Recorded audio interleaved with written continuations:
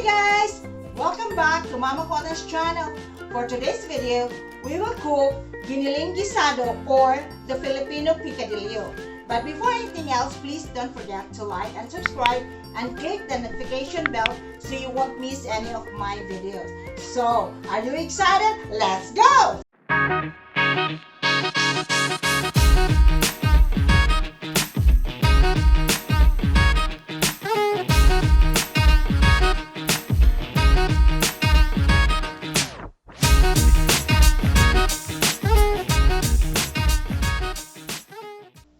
Okay, we're now ready to cook our Giniling Guisado or the Filipino Picadillo. So first thing, we have here the oil, red onions, garlic,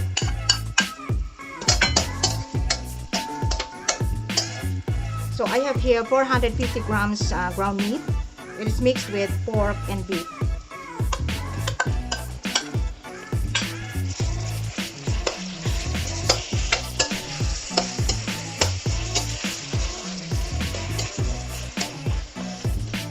Garlic powder,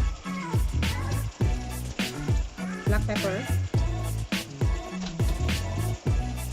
salt,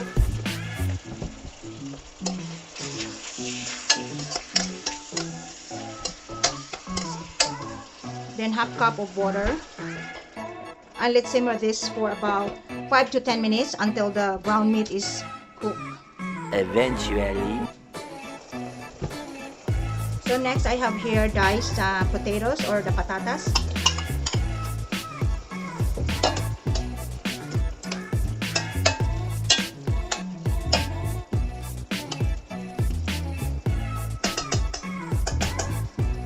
So we'll simmer this again for about 2 to 3 minutes until the potatoes are tender. A little bit more salt.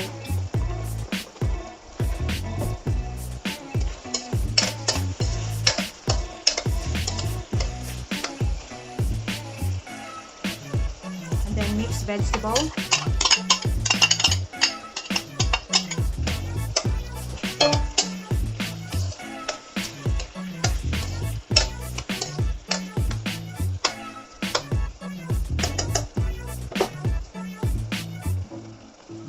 and then next is the whole miniature pork, and then add on more the soy sauce and then more black pepper.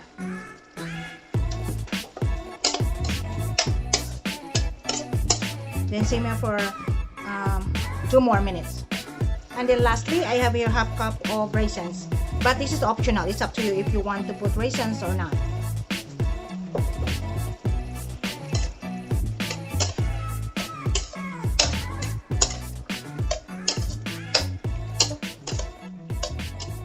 And we're done. Ta-da! This is our Giniling Guisado this is our Giniling Guisado or the Filipino Picadillo. Look at that. Looks so yummy. Looks so yummy. Okay guys, we're now done cooking our Giniling Guisado or the Filipino Picadillo. Time for serving.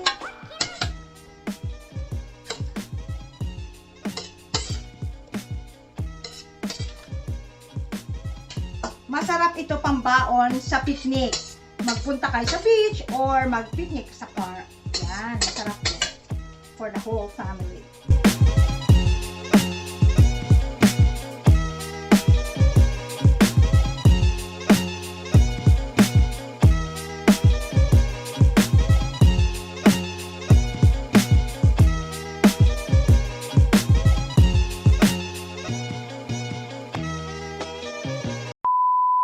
So, this is our Giniling Guisado or the Filipino Picadillo. Yay! So, you can try this for your family and for summertime, pambaon sa picnic, especially going out to the beach. Okay, so tasting time.